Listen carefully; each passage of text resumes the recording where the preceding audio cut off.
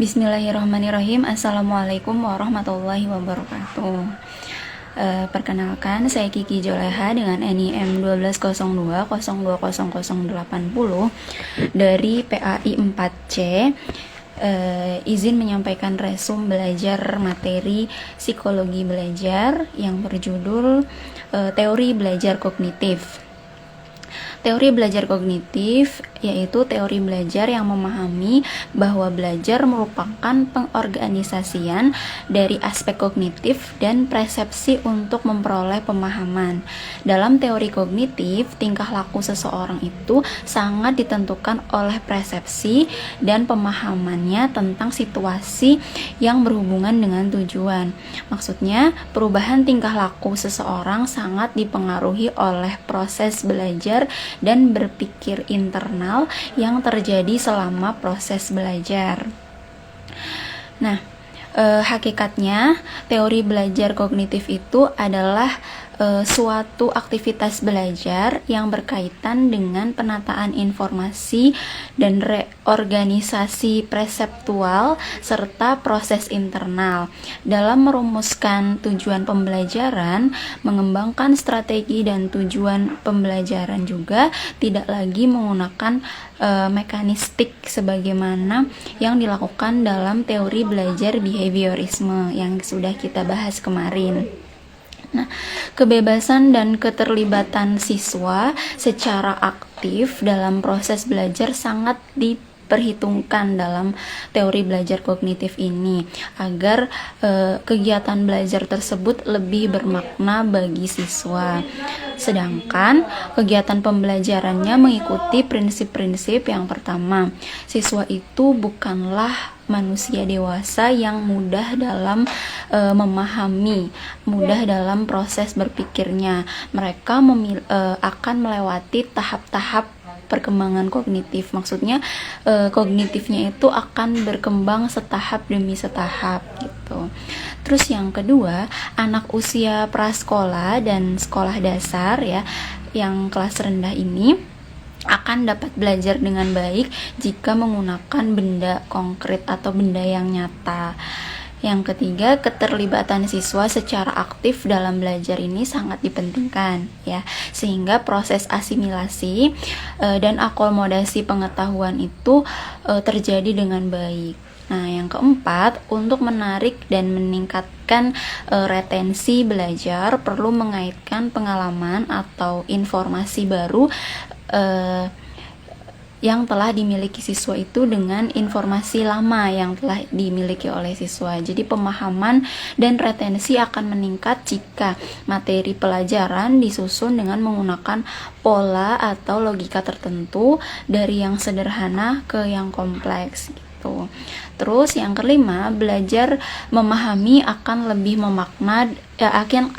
bermakna daripada sekedar menghafal ya dalam teori belajar kognitif ini.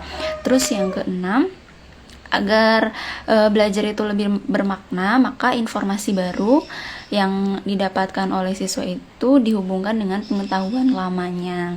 Terus yang ketujuh, adanya perbedaan individu dalam diri siswa itu harus diperhatikan ya, karena mereka itu unik ya, berbeda-beda fisiknya, motivasinya, persepsinya, kemampuan berpikir atau intelijensinya, pengetahuannya. Nah, itu mereka berbeda-beda. Nah, sekarang kita bahas tentang positif dan negatif dari teori belajar kognitif. Positifnya adalah yang pertama, menjadikan siswa lebih kreatif dan mandiri karena membantu siswa memahami bahan belajar itu secara lebih mudah. Terus yang kedua, sebagian besar kurikulum yang dipakai di Indonesia itu menekankan teori kognitif yang mengutamakan pada pengembangan pengetahuan yang dimiliki oleh setiap individu. Yang ketiga, metode pembelajaran kognitif ini pendidik itu hanya perlu memberikan dasar-dasar teorinya saja, dan pengembangan dan kelanjutannya itu diserahkan kepada peserta didik. Jadi pendidiknya hanya memberi dasarnya dan memantau.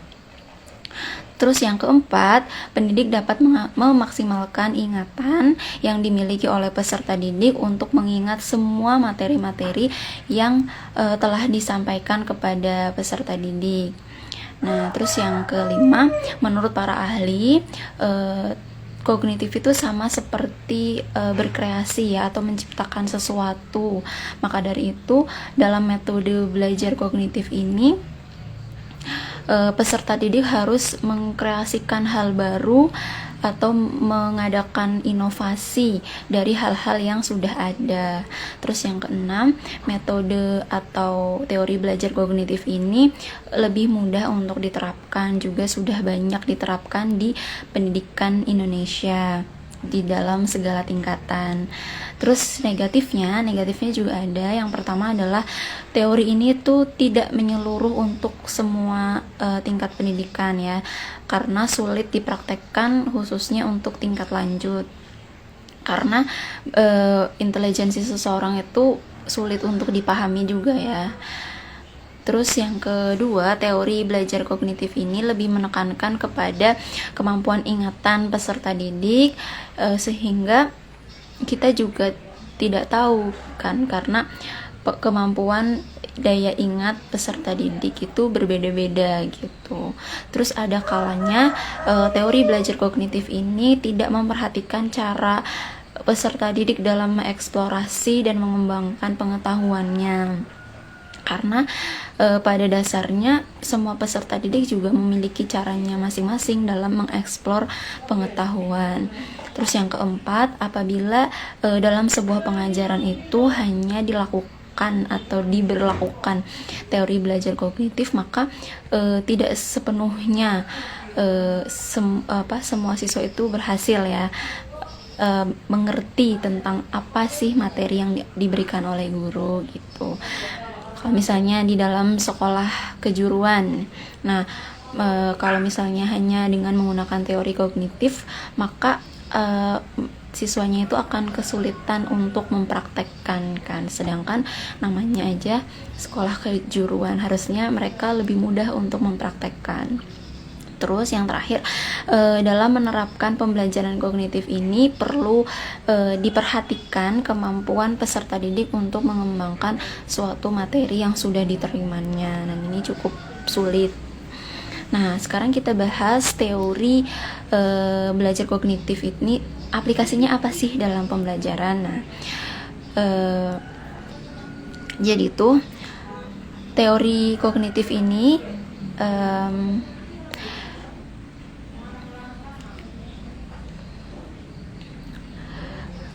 membahas tentang proses belajar ya, pola-pola atau tahap-tahap perkembangan tertentu dalam belajar. Tahap-tahap tersebut adalah yang pertama asimilasi. Asimilasi kan penyesuaian atau peleburan dari sifat asli yang dimiliki dengan sifat lingkungan sekitar. Terus yang kedua akomodasi atau penyesuaian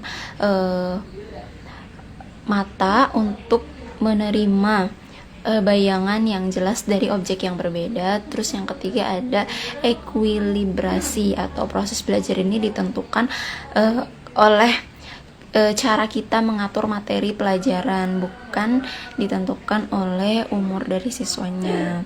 Terus proses-proses belajar dalam tahap ini tuh ada 3. Yang pertama adalah enaktif atau aktivitas. Yang kedua ada ikonik, ini visual verbal. Dan yang ketiga ada simbolik, simbol-simbol ya. Enaktif itu misalnya praktek langsung ya, aktivitas. Terus ikonik itu visual verbal, misalnya menggunakan gambar-gambar. Nah, sedangkan simbolik ini untuk tingkat lanjutnya, kayak misalnya kita beri contoh aja ya biar mudah. Enaktif itu misalnya siswa kelas 1 sekolah dasar diajari materi tentang penjumlahan, maka dalam aktivitas belajar enaktif ini guru bisa mencontohkan aktivitas menghitung menggunakan media pulpen atau apa yang ada di kelas itu. Terus ikonik atau visual verbal ya, jadi guru bisa menggambarkan kalau misalnya 3 ditambah 3 sama dengan 6, berarti digambarkan dengan 3 buah jeruk ditambah 3 buah apel sama dengan 6 buah gitu. Terus yang simbolik itu langsung angka ya, jadi angka yang udah dikenal, 3 ditambah 3 sama dengan 6. Nah, seperti itu proses belajarnya.